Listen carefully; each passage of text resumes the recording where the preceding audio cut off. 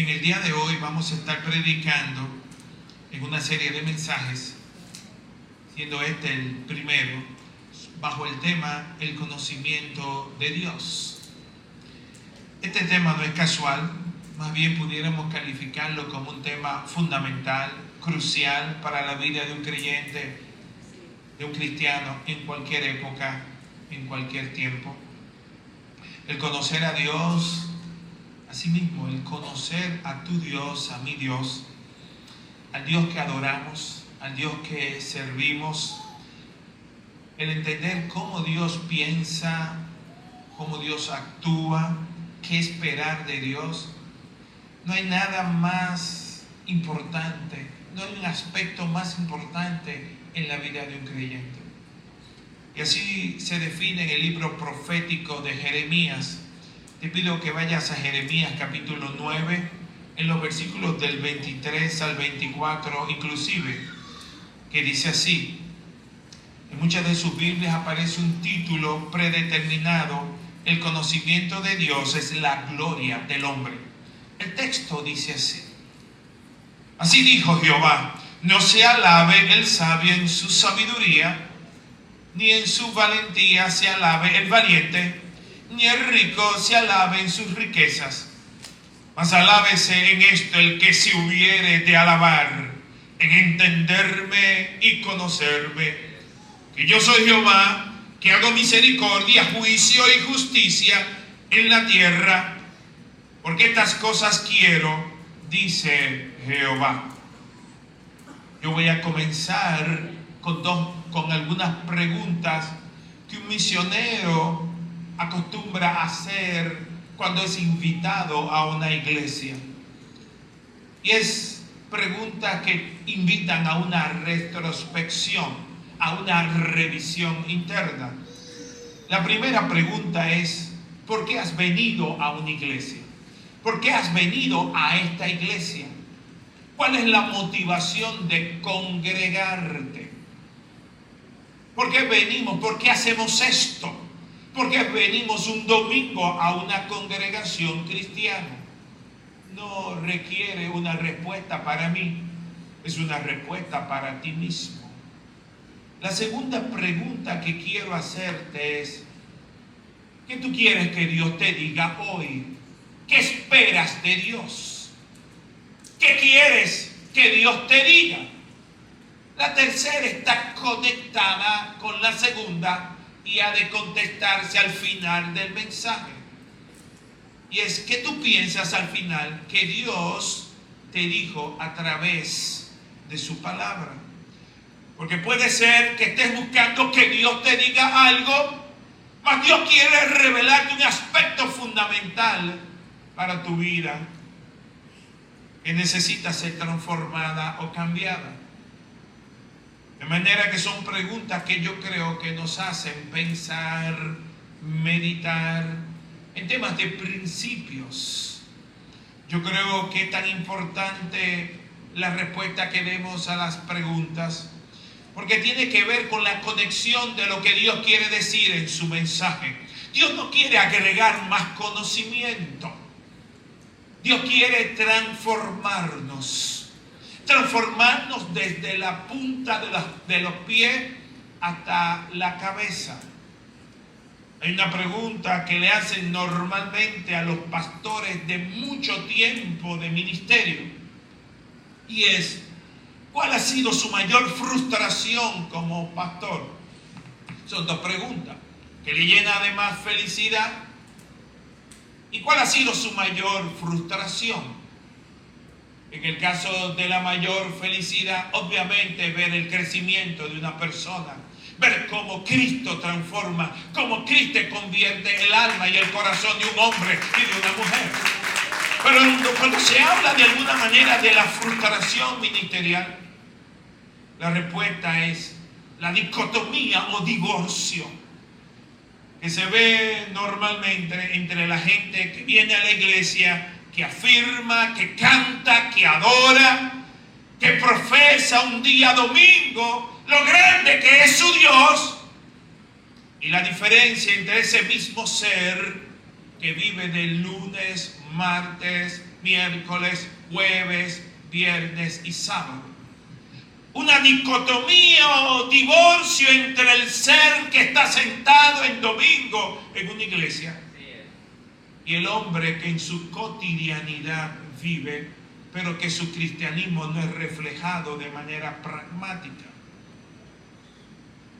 Una de las maneras de nosotros poder ser transformados y entender nuestro propósito, el por qué estamos en esta tierra, por qué somos lo que somos, solo se adquiere a través del conocimiento de Dios.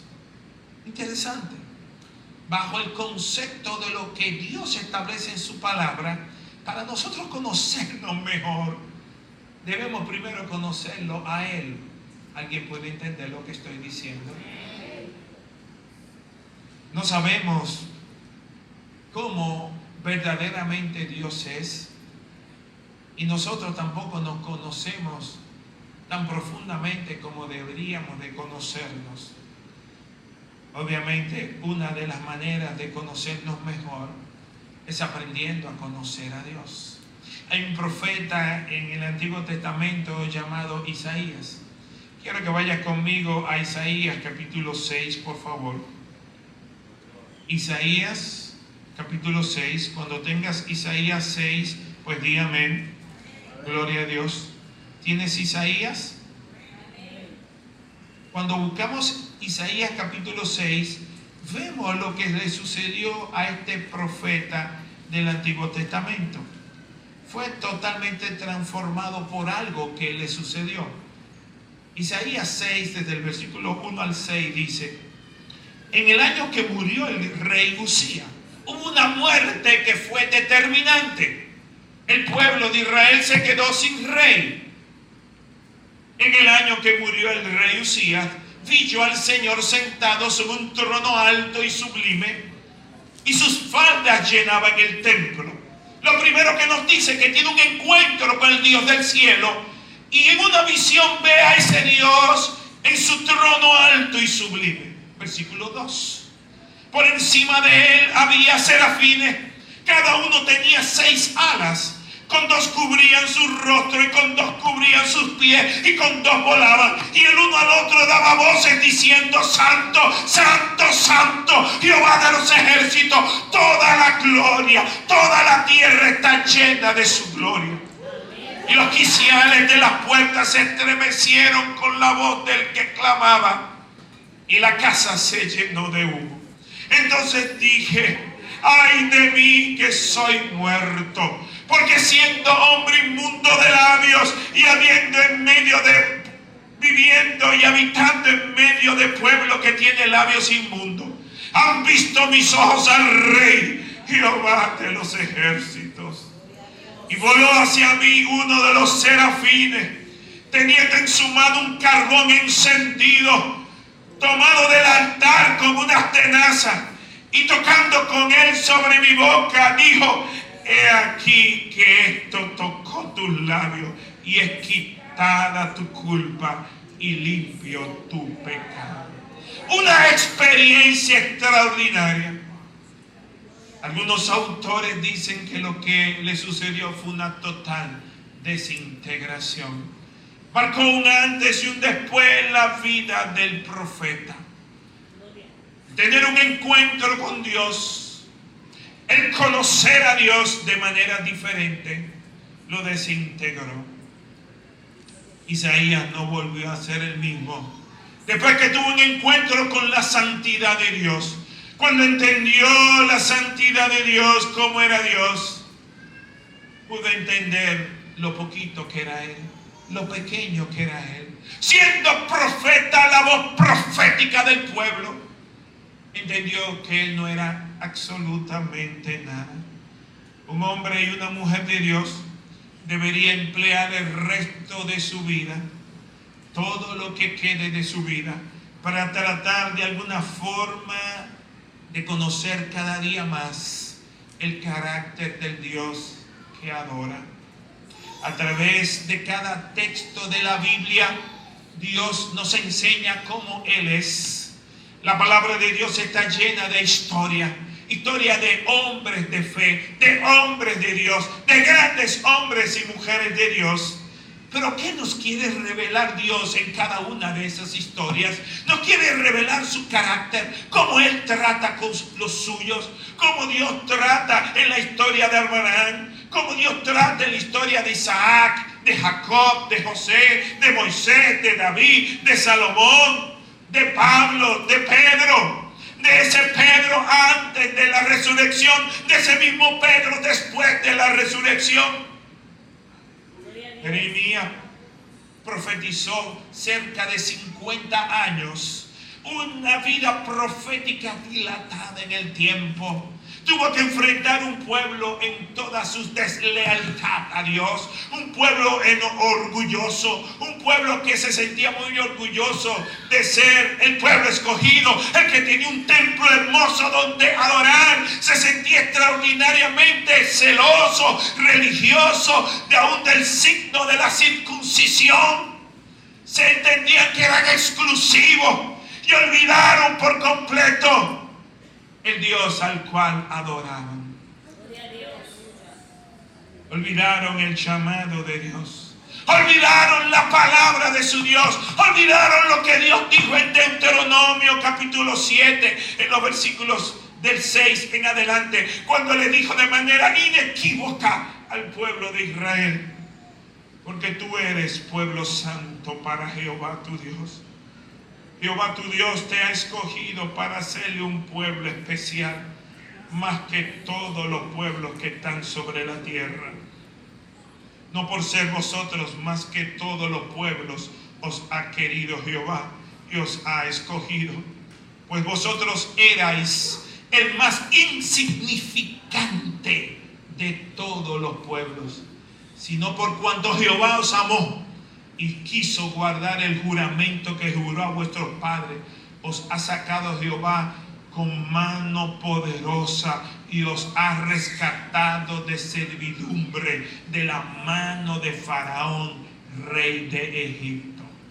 ¿Qué le quiso decir Dios? No es por ustedes, es porque yo soy fiel a mi palabra. Yo soy fiel a sí mismo. Lo que yo prometo lo cumplo. Y yo se lo prometí a sus padres. Yo se lo prometí a sus padres. No te dejaré ni te desampararé, dice el Señor. Jeremías tuvo que sufrir, siendo profeta, todo tipo de vejámenes. Pero suelta dentro del fluir profético la necesaria palabra dicha en Jeremías 9, versículos del 23 al 24. Así dijo Jehová: no se alabe el sabio en su sabiduría. Sabiduría o gran conocimiento es lo que muchos hombres persiguen en la tierra. Pero un conocimiento sin Dios nos hace ser seres orgullosos, prepotentes, el tener una cultura superior que pueda avasallar a través del conocimiento intelectual, a través del conocimiento de idiomas, a través de una cultura vasta, cuando no es bien manejado, cuando es un conocimiento grande pero sin Dios. Tropezamos con el orgullo, se hace visible lo molestoso que somos hacia aquellos que no tienen la misma estatura o nivel intelectual. Salomón, el hombre con el don de sabiduría, pudo alcanzar grandes niveles, un esplendor nunca alcanzado por otros. Sin embargo, siendo el hombre con el don de la sabiduría, se perdió en algo.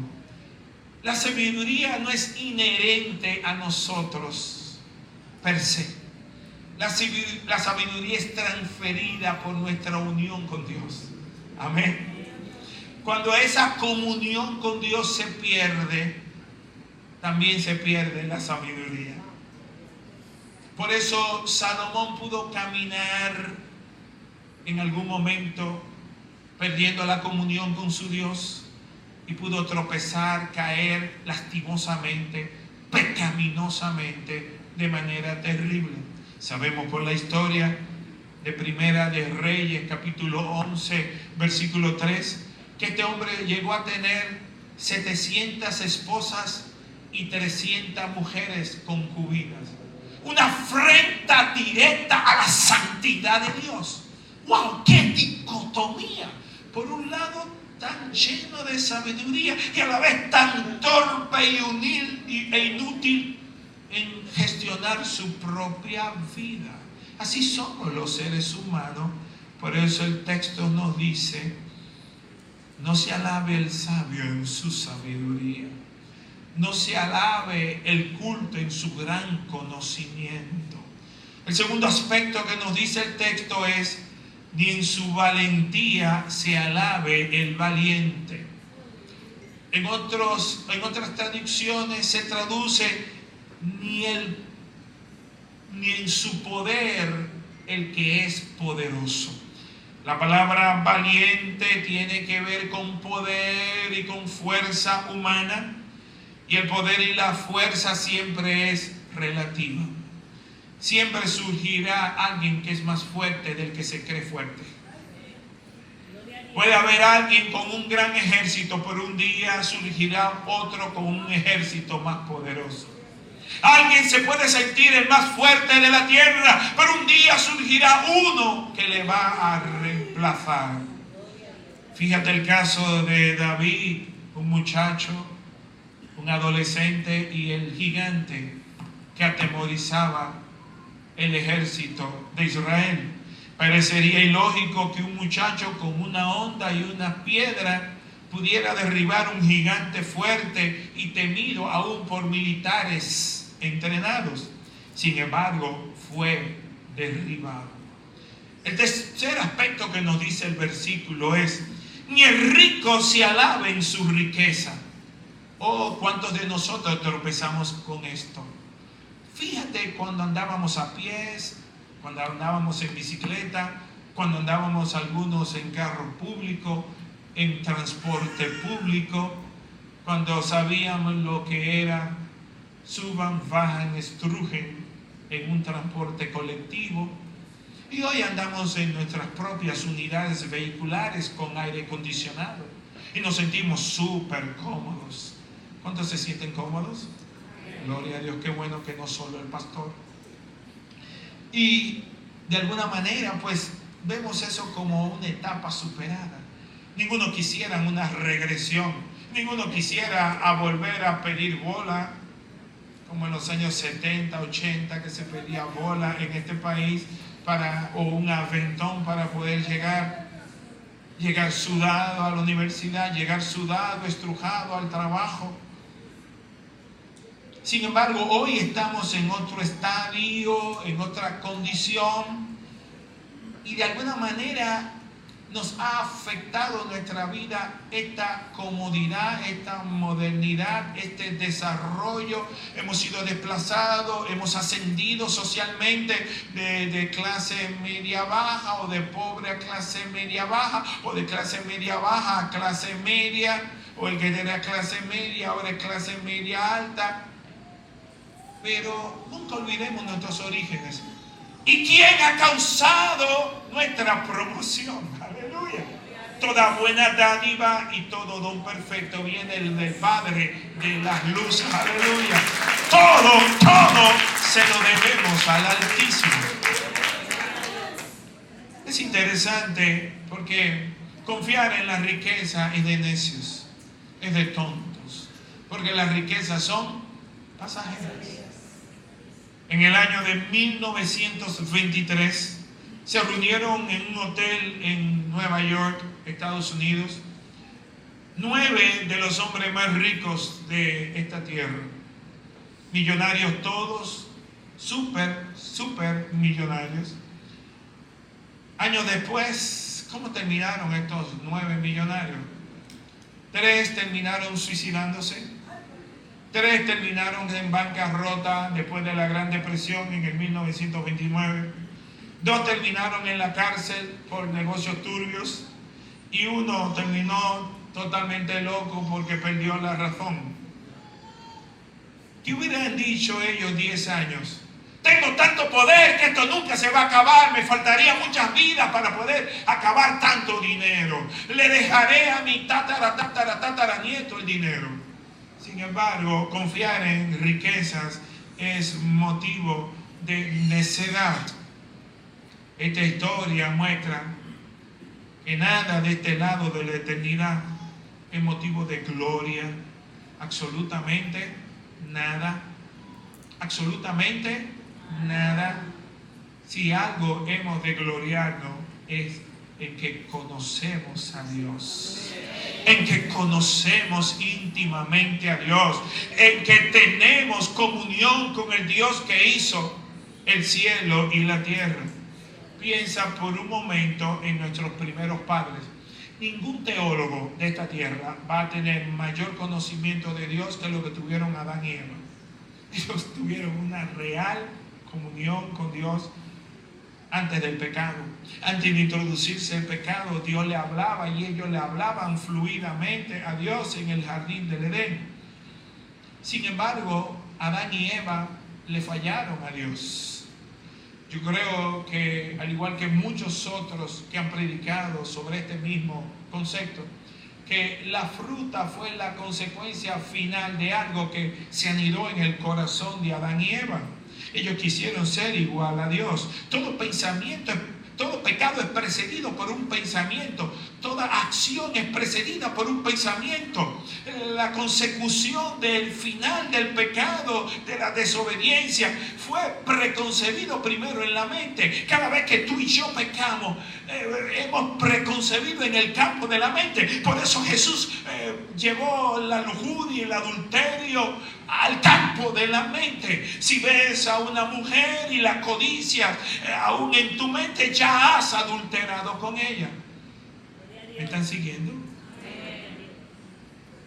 Quiero decirte que es muy fácil descarrilarse cuando tenemos poco conocimiento de Dios. Nosotros los creyentes tenemos problemas porque no conocemos a Dios. Cuando ves un creyente muy espiritual y maduro, es porque tiene comunión y comprensión del Dios al cual sirve. Todas nuestras acciones tienen que ver con el entendimiento de quién es nuestro Dios. Mira, hermano, esto afecta a todo. Cuando tú tienes un concepto de Dios bien grande, tú te manejas con el Dios que tú te has conformado de acuerdo a su grandeza. Tú le tienes respeto a alguien que para ti merece respeto, ¿sí o no? Piensa cómo tú te vistes para venir a la iglesia. No es para mí, no es para los hermanos, es para Dios. Si fuéramos a ver a Luis Abinader, iríamos en tenis sin cordones, iríamos con jean lleno de hoyos. Digan conmigo, ay. Iríamos en chichercitos sin manguita. Hey Luis, ¿cómo tú estás? No, tuviéramos el cuidado porque a Palacio no se va así. A Palacio se va de flu, se va de saco, se va bien vestido. Pero ¿por qué vienes de manera tan destemplada a la casa de Dios? ¿Por qué? Porque para ti el Dios que está en tu mente es un Dios enano. Cuando el Dios es pequeño, tú lo tiras para cualquier lado y no te importa porque nada es nada, porque para ti Dios es nada. Y tu comportamiento revela lo que es tu Dios para ti. Hello, ¿alguien está entendiendo lo que estoy diciendo? Cuando tenemos poca reverencia para lo de Dios, es porque tenemos en nuestra mente un Dios pequeño, un Dios enano. Cuando tenemos un pensamiento de Dios grande, tenemos cuidado de no ofender la grandeza, la magnificencia, la gloria de ese Dios con el cual estamos tratando. Llegamos temprano no para que el pastor vea que llegamos temprano porque porque lo queremos o lo respetamos a Él. Llegamos temprano porque vamos a estar temprano con nuestro Dios, el cual es excelso, maravilloso, glorioso y merece absoluta reverencia. Hermanos, las consecuencias de no conocer a Dios se ven cada día en la vida de los que se llaman ser sus hijos, en la vida de las iglesias, en la vida de las comunidades, en la vida de las ciudades, en la vida de los países. Los países andan mal en la manera en que van contrario a lo que Dios ha dispuesto en su santa y bendita palabra. Conocer a Dios es lo que une en un hilo conductor a los grandes hombres de fe. Tú vas a la historia de Noé, tú vas a la historia de Abraham, tú vas a la historia de Isaac, de Jacob, de José, de Moisés. ¿Y qué unen? ¿Cómo se unen los puntos de la revelación de este hombre? Porque estos hombres se distinguieron de los demás. Hay un hilo común. Ellos conocieron a Dios. Cuando tú conoces a Dios, tu vida completa es afectada. Su conocimiento cercano, íntimo, los hizo ser diferentes. No fue su inteligencia, no fue su habilidad para predicar, no fue su poderosa exégesis, no fue su exquisita hermenéutica bíblica, no fue el conocimiento del hebreo, del arameo o del griego. No, fueron hombres y mujeres que conocieron a Dios y eso le bastó. Fue su conocimiento íntimo, extraordinario, fuera de serie, de Dios que adoraban y servían. Cuando tú ves un hombre o una mujer que conoce a Dios, mientras más conoce a Dios, menos orgullosa es. El hombre que conoce a Dios, que tiene intimidad con Dios, se maneja de manera humilde, tiene un trato humilde, tiene una palabra de bendición, tiene una palabra de agrado. ¿Por qué? Porque tiene intimidad, tiene comunión, conoce al Dios al cual adora, y eso afecta completamente todo su interior. Es transformado cada día, y mientras más conoce a Dios, sigue siendo transformado de gloria en gloria, va creciendo, porque siempre en Dios hay más. Y mientras más conoce a Dios, más lo ama. ¿Y sabe cómo nosotros le demostramos amor a Dios? Cuando le obedecemos. De hecho, Jesús dijo: si me amáis, obedeced mis mandamientos. Oh Señor, cuánto te amo, le podemos decir en medio de la adoración con los brazos abiertos. Oh Dios, cuánto te amo. Eso tiene que mostrarse a través de la obediencia, porque la marca indistinta del amor es la obediencia. No es de la boca para afuera, no es con estos labios. Cuando nuestro corazón no está conectado con nuestros labios, proclamamos. Un reflejo de cuánto conocemos a Dios es que un Dios grande produce en nosotros un carácter piadoso y un estilo de vida humilde, estable, saludable. Un gran Dios en la mente de un siervo de Dios siempre producirá un hombre y una mujer de Dios humilde. El hombre que conoce a Dios tiene un abordaje de sus problemas. Todos vamos a tener problemas. El que conoce poco a Dios o el que conoce mucho a Dios. Pero el que conoce mucho a Dios va a tener un abordaje de los problemas, de las pruebas, de las vicisitudes totalmente diferente a aquel que conoce poco o no conoce a Dios. Cuando vas a Hebreos capítulo 11, donde está el salón de la fama de los hombres de fe, Vemos que fueron altamente probados, pasaron por grandes pruebas. Sin embargo, estos hombres tenían algo en común: conocían íntimamente a Dios. Moisés fue distinto a aquellos que militaban con él en su tiempo. Estuvo con ellos por 40 años en el desierto. Sin embargo, Moisés no se quejaba como el pueblo se quejaba. El pueblo, desde que puso el primer pie hacia la tierra prometida, fue quejándose. Y se quejaban porque nunca conocieron a Dios. Sin embargo, Moisés sí conocía a su Dios porque tuvo un encuentro que lo transformó en el monte.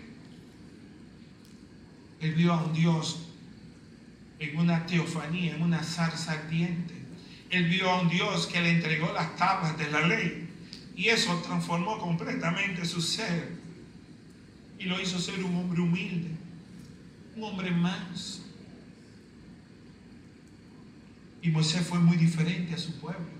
El pueblo siempre tenía una queja.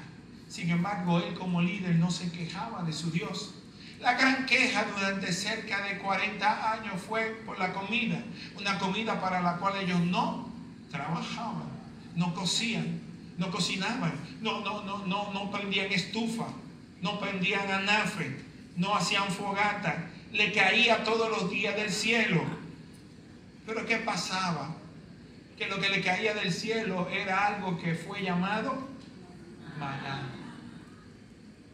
Y ellos comían maná de desayuno, maná de postre a medio mañana, maná al mediodía, maná de postre a las 4 de la tarde haciendo la tarea para el colegio, maná de noche. Y aunque era muy nutritivo y lo tenía bien alimentado, blanco y colorado, se cansaron del maná. ¿Y sabe por qué se cansaron del maná? Porque maná significa no hay maná. Solo eso. Y saben ya la historia de cómo Moisés hizo a través de su intercesión que Dios mandara codornices para cambiarle la dieta. Sin embargo, la reacción del pueblo es diferente a la de Moisés.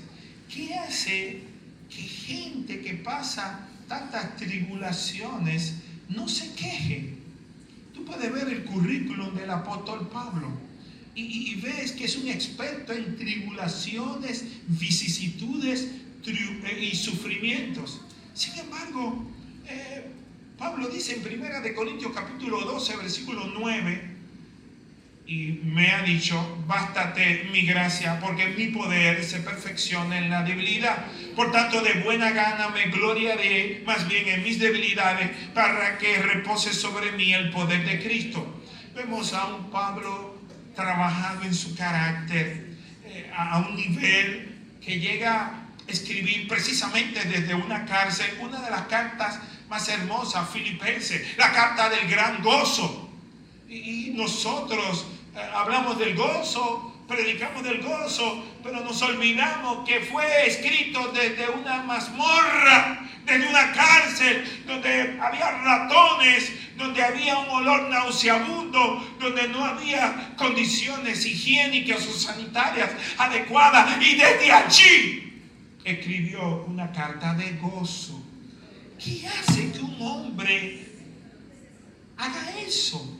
¿Qué produce un hombre esto? ¿Qué hace que Pablo tenga que decir en otras cartas que las grandes tribulaciones él las llama como leves y pasajeras?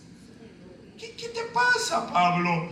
¿Por qué, Pablo, tú reaccionas así? ¿Por qué? Porque yo no puedo reaccionar así. ¿Por qué si se me va la luz o se va el aire acondicionado, ya no queremos estar en esta iglesia porque nos sentimos que estamos sudando, y los miembros y el pastor, todos queremos salir huyendo de aquí porque no podemos permitir 5 minutos de incomodidad? Sin embargo, Pablo vivió durante muchos años bien incómodo y llegó a calificarse a sí mismo: no preso de Roma, no preso del sistema que se oía políticamente correcto, que se oía como empático, el decir yo soy preso del imperio, yo soy preso de Roma. ¿Sabe lo que él dijo? Yo soy preso de Cristo.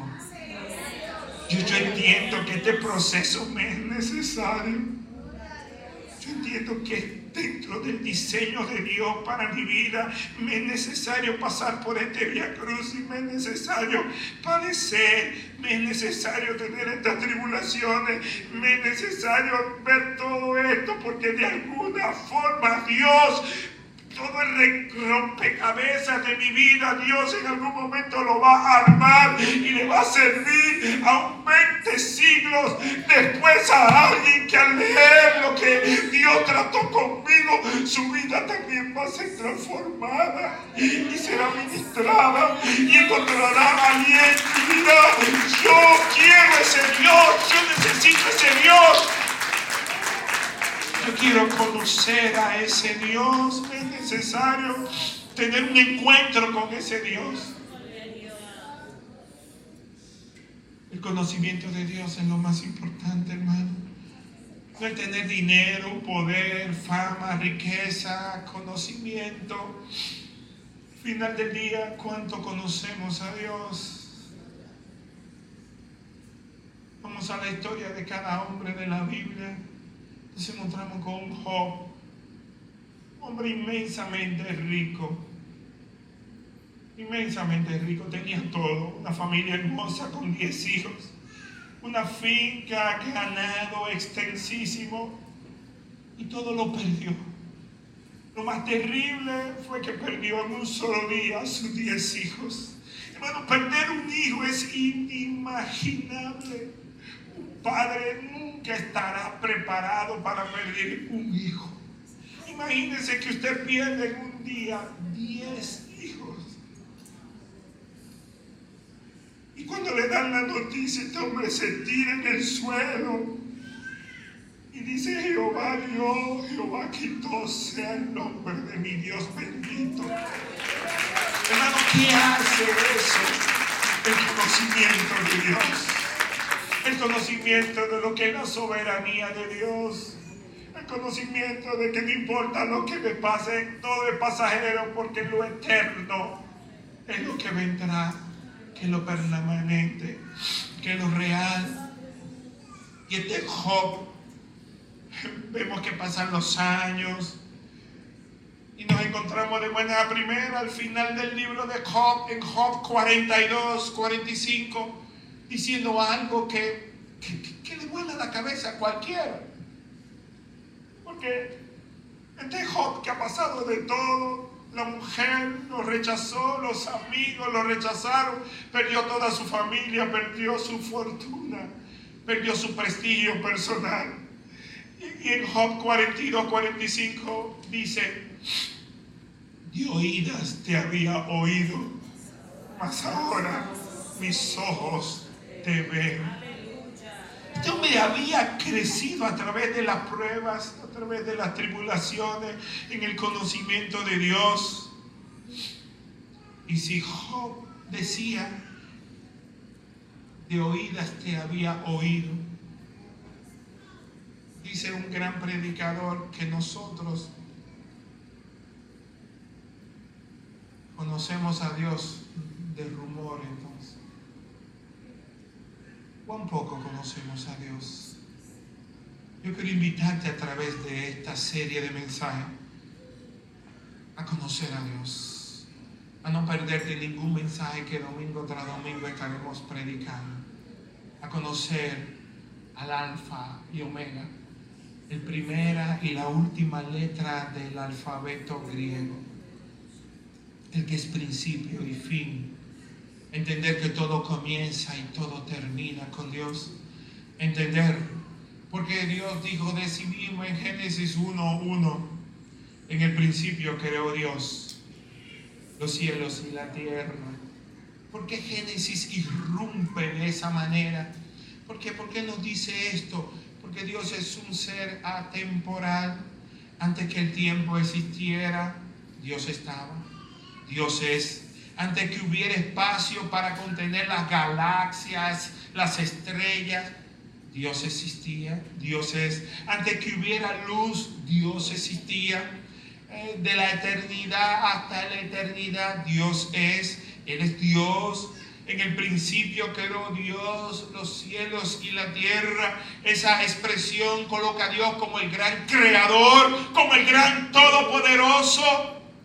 Es el Dios que habla y las cosas suceden. Es el que llama a las cosas que no son como si fueran. Es el Dios que le habló a la nada y la nada, de la nada lo produjo todo. Produjo con su poder, con el dicho de su boca, todo lo que hasta ahora es creado. Y un día a ese Dios tendremos que darle cuentas. Ningún ateo podrá pararse delante de Dios y decirle a Dios: yo no sabía que tú no existías.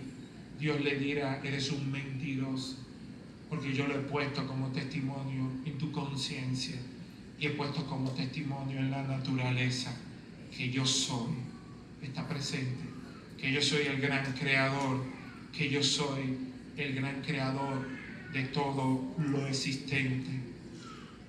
Y si Dios creó todo lo que existe, y Él sostiene todo lo que existe con su poder, tenemos que entender la grandeza de nuestro Dios en este viaje hacia el conocimiento de Dios. Unos teólogos estaban conversando acerca de la grandeza y del poder de Dios y pusieron un símil, una ilustración de cómo Dios sostiene todo lo que existe. Hicieron la siguiente imagen. Dijeron: si hubiera un interruptor de ese que apaga y enciende y apaga una luz, si hubiera un interruptor para apagar a Dios, para que Dios por unos segundos dejara de ser Dios, concluyeron estos teólogos que toda la existencia humana perecería. Todo. La naturaleza, los planetas, todo se desvanecería. ¿Por qué? Porque quien sostiene la vida es el mismo Dios. ¿Alguien está entendiendo lo que estoy diciendo? Y es interesante que la Biblia nos lo dice de manera clara. Salmo 24:1. De Jehová es la tierra y su plenitud, el mundo y los que en él habitan. Deuteronomio 10:14 nos dice: he aquí, de Jehová tu Dios son los cielos y los cielos de los cielos, la tierra y todas las cosas que hay en ella. En Efesios 1:11 nos dice: en él asimismo tuvimos herencia, habiendo sido predestinados conforme al propósito del que hace todas las cosas según el designio de su voluntad. Ahí nos habla de la soberanía. Dios no tiene que pedirle consejos a nadie. Dios es Dios. Es el Dios autosuficiente. Es el Dios autoexistente. Es el Dios que no necesita a nadie para ser Dios. Nosotros sí lo necesitamos a Él, pero Él no necesita de nosotros. Él es autoexistente, Él es autosuficiente, Él es todopoderoso. Por eso todo poder es pasajero. Y la pregunta es, con lo que sabemos hasta acá, podemos entender que todo el poder terrenal, todo lo que nosotros nos creemos como grande, los reyes, los príncipes, los presidentes, los emperadores, cualquiera que sea su estatus, son absolutamente nada y son pasajeros delante de nuestro Dios. El hombre cree que no va a tener que rendir cuentas. Sin embargo, todos los seres humanos que han vivido, viven y vivirán son seres moralmente responsables delante de Dios. Un día todos tendremos, sin excepción, que darle cuenta. Si Dios existe antes de todo, entonces nadie ni nada le dio origen. Y si nadie le dio origen, entonces nuestro Dios es eterno. Implica que Dios no es afectado por el tiempo. Dios es el mismo hace 100,000 años y es el mismo ahora y será el mismo 100,000 años después. Dios es el Dios autoexistente y autosuficiente. No depende de nada, no depende de nadie. Es interesante que cuando Dios nos da la Biblia, la cual es la revelación de Él mismo, Dios no comienza dando una definición de sí mismo para que el hombre a través de esa definición sepa que Él es Dios. Él irrumpe, Él comienza el libro de Génesis, tampoco hace apologética o defensa de sí mismo. Él no tiene que argumentarle a nadie, Él no tiene que defenderse ante nadie, Él simplemente actúa como lo que es. Él es Dios, es el gran Dios, Él existe y punto. Él comienza diciendo: en el principio Dios creó los cielos y la tierra. Él se introduce en la historia como de la nada, simplemente estableciendo que Él es Dios y fuera de Él no hay nada. Si quieres conocer más sobre cómo conocer a Dios, no te pierdas esta serie de mensajes y nos vemos en el mismo horario, en el mismo canal, a la misma hora, el próximo domingo. El Señor te bendiga rica y abundantemente. Pongámonos sobre nuestros pies.